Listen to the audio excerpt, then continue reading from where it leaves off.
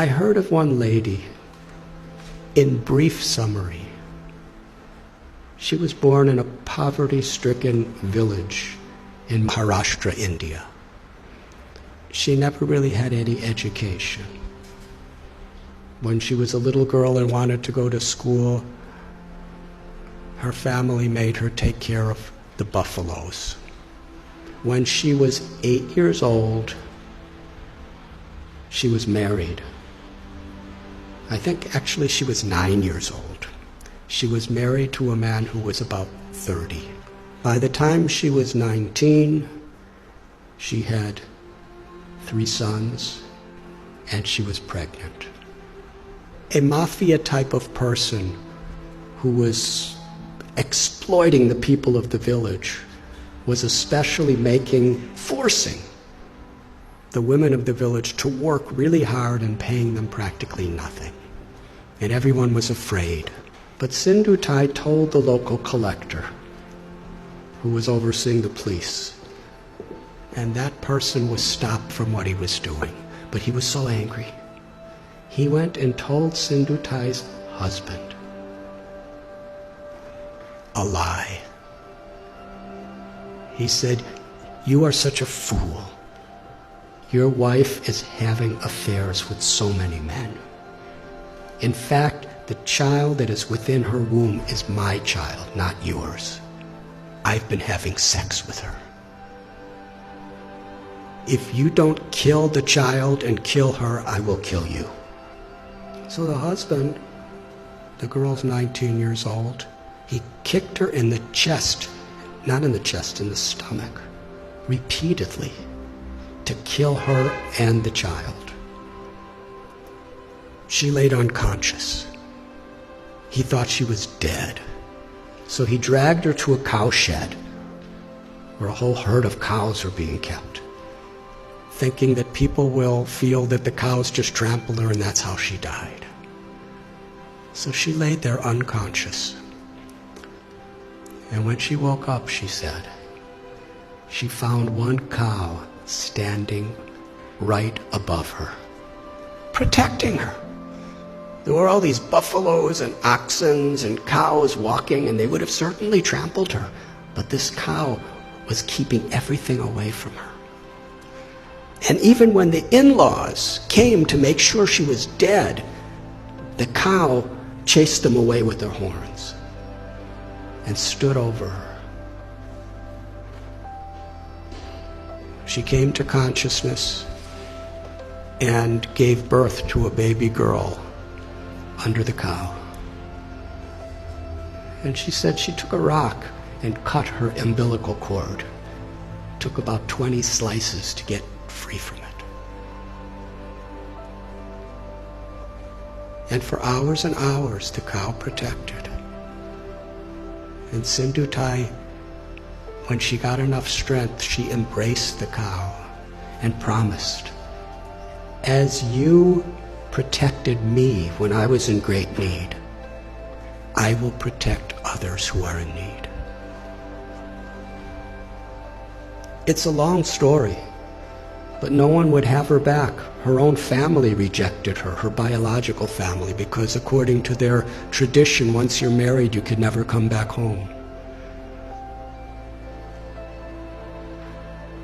A foolish tradition, as many are these days.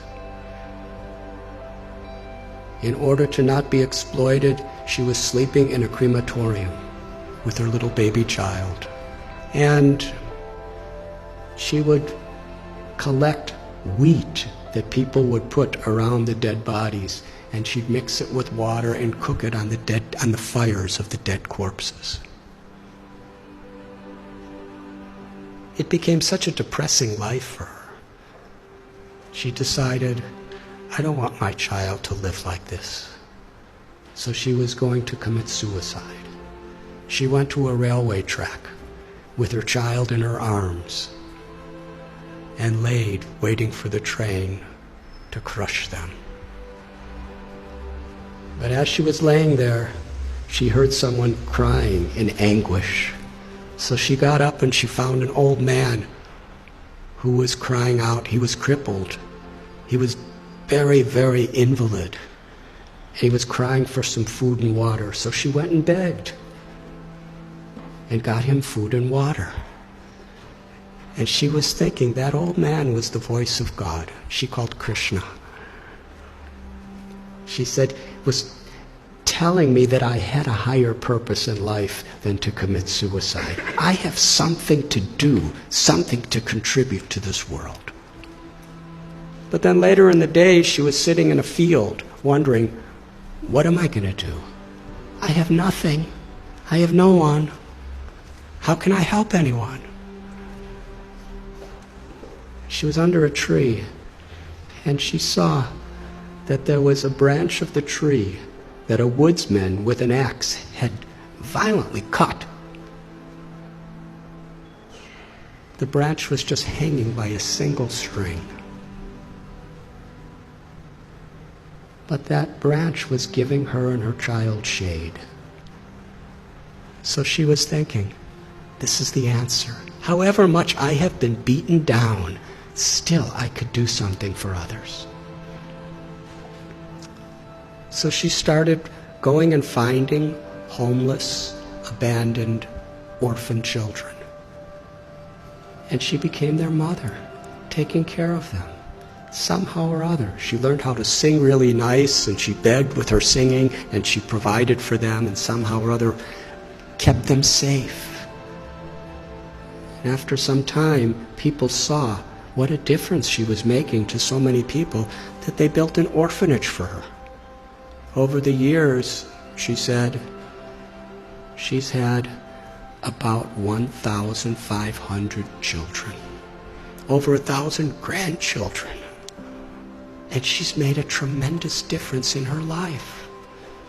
All of her children have a great education. Many are doctors and lawyers and farmers, something she never had. She's won so many awards internationally for her accomplishments. But then she explained what the most meaningful and fulfilling thing she ever did in life.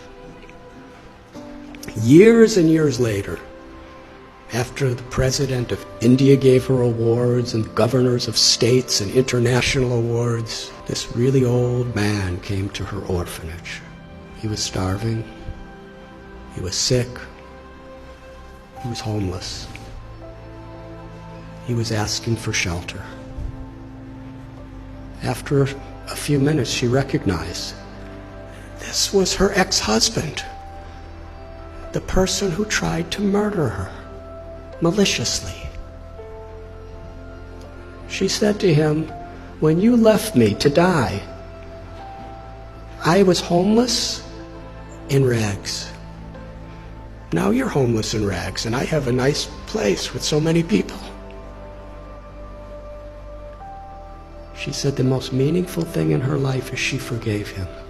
And she said, I will give you shelter, but I'm not your wife. I'm your mother. And when people would visit the orphanage, she would introduce him. This is my eldest son, and sometimes he's very naughty. She told a story.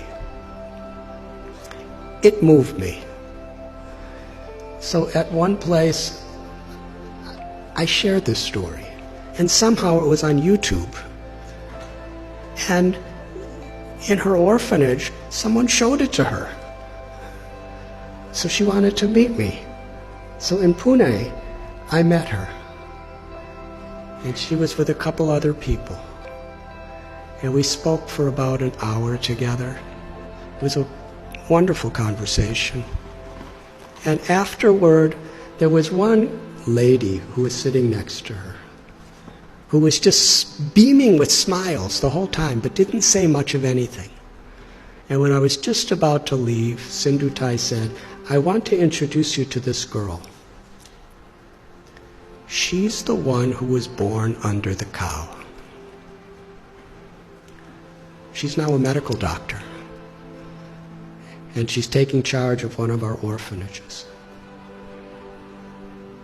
And then she said to me, I consider all of the tragedies in my life to have been gifts to empower me to make a difference to others. She considered it all the grace of God. She said, "My life has been a road with many thorns, but I made friends with those thorns, and my life became beautiful, and I could give beauty to so many other people's lives." That's one little example of influence without affluence. The power of compassion is far greater than anything that money can do.